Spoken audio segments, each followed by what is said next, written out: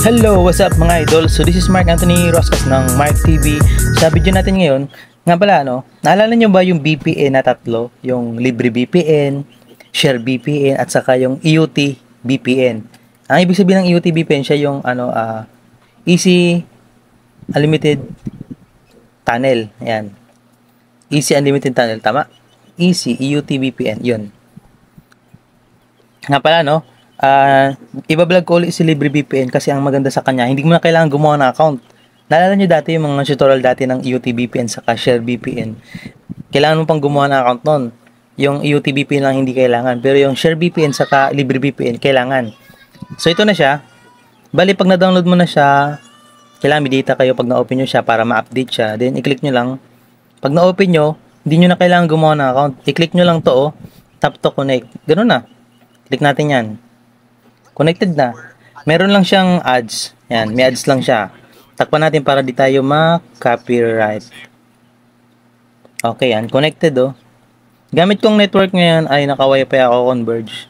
And kung gusto ko lang maging stable ang aking pagbabrowse sa internet, gagamit ako ng VPN. Pero depende sa server yon. Kasi may server dito na nakapagpabagal. Example, off muna natin to para mabuksan natin. Off. Off ko muna yung VPN. Yan, dito click natin tong server. Mamili kayo ng server na mataas yung kulay green. Yun ang malakas. Ito, low latency. Singapore Geek. Yan, madalas ginagamit. Singapore, Thailand. Yung mga red, wag nyong gamitin kasi mababa yan. Yung mga green lang, may mga green. Yan ang server. Tapos naman, kung naka-promo ka, yan.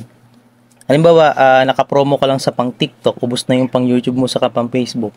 TikTok na lang meron ikaw, pwede mo siyang mabypass gamit ito.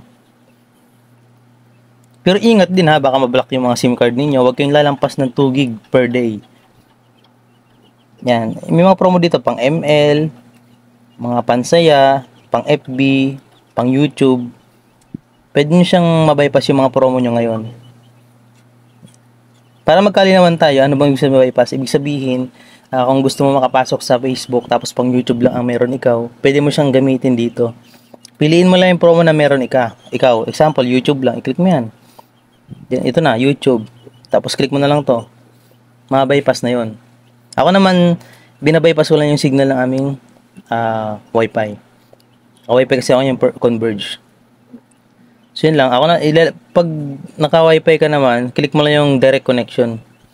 O di kaya, itong UDP.